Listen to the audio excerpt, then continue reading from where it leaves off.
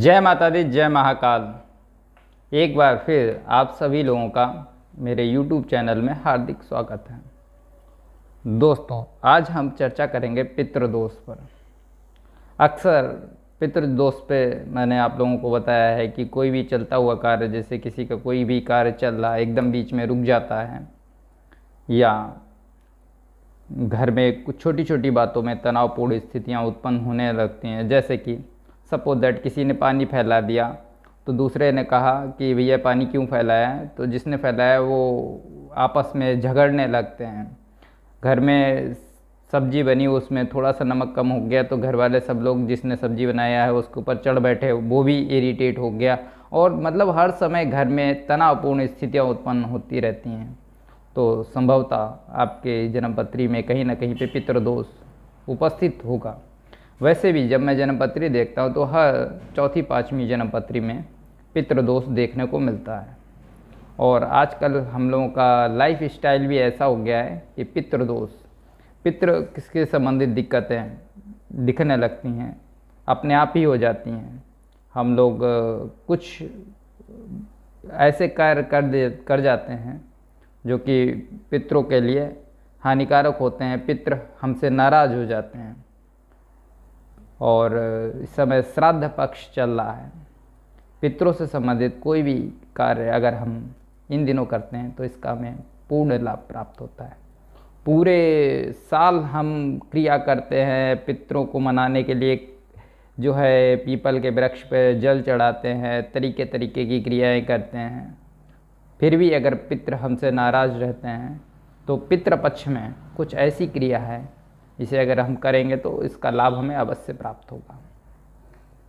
पितरों की अगर कृपा नहीं है तो पुत्र प्राप्ति में दिक्कत आती है। पुत्र प्राप्ति अगर हो जाता है तो पुत्र सतमार्ग पे नहीं चलता है, या तरीके तरीके की दिक्कतें आ जाती हैं।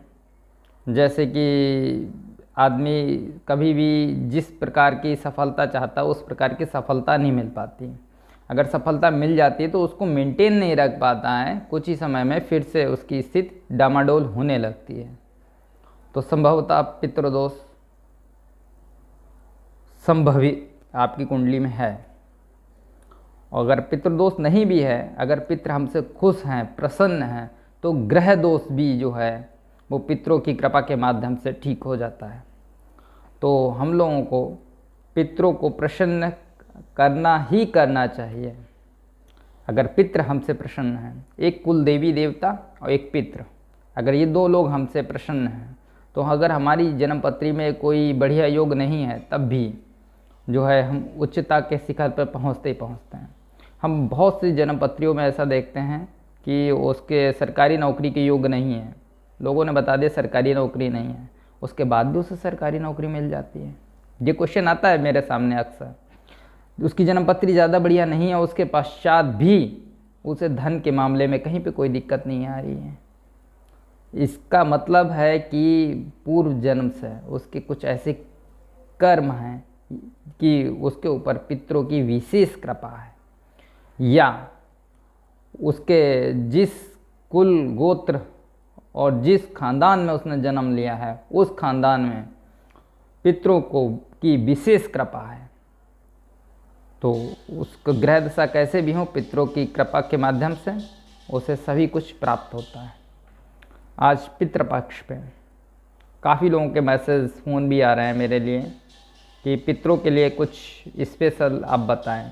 तो एक ऐसा क्रिया लेके आया हूँ, ऐसी क्रिया के बारे में आपको बताऊँगा जिसको आप करें, संभवतः आपके पितृ आप पर अवश्य ही प्रसन्न होंगे। इसके लिए करना कुछ नहीं है, आपको एक पीपल का पत्ता चाहिए। एक पीपल के पत्ते पर दही में चीनी डालकर, मतलब दही को मीठा कर लें, फिर कुछ दही उस पीपल के पत्ते पे रखें, उसमें 2 चुटकी काले तिल डालकर पीपल के जड़ के पास में रख दें, और उस पर एक फाइबर का गिलास में पानी रखकर हाथ जोड़ के प्रार्थना करें कि जो मैंने ये चढ़ाया है ये मेरे पितरों को मिले और उनकी कृपा, मतलब उनसे मांगना कुछ नहीं, उनकी कृपा मांगना है कि उनकी कृपा मुझे प्राप्त हो। क्योंकि वो जब कृपा करेंगे तो वो क्या दे जाएंगे इसकी कल्पना भी आप नहीं कर सकते।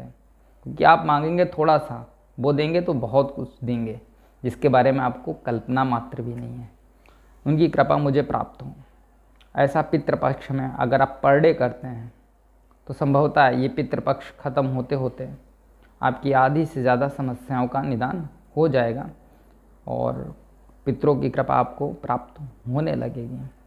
बस इसमें एक बात ध्यान ये रखना है कि पीपल के पत्ते में दही, मीठा दही, उसमें काले तिल और ग्लास में जल, ये शनिवार को रखना है। सोमवार, मंगल, बुधवार, बृहस्पतिवार, शुक्रवार, शनिवार रखना है। रविवार को कहाँ रखना है? रविवार को बरगद के पेड़ के नीचे, बरगद के पत्ते पर मीठा दही, उसमें काले तिल और 1 गिलास जल बरगद के पेड़ में रखना है। रविवार वाले दिन बरगद के पेड़ में रखना है, बाकी दिन आपको पीपल के वृक्ष के नीचे रखना है। आप इतना करें, पितरों की कृपा संभवतः आपको प्राप्त होगी ही होगी। यह एक आजमाया हुआ प्रयोग है। जब मैंने देखा है कि बहुत से लोगों को तरीके की दिक्कतें हैं, काफ़ी उपचार के बाद भी समस्या का समाधान नहीं हो रहा है, तो मैंने ये तरीके उन लोगों को बताया और आज उनको इसका पूर्ण लाभ मिला है। उन्होंने बताया कि पिछली साल जो किया था उसका गुरुजी इतना फ़ायदा हुआ है कि क्या मैं इस साल भी कर सकता हूँ? बिल्कुल कर सकते हैं, हर बार कर सकते हैं, हर पितृपक्ष पे कर सकते हैं। जल्द ही मिलता हूँ एक नए वीडियो के साथ में, तब तक के लिए जय माता दी, जय महाकाल।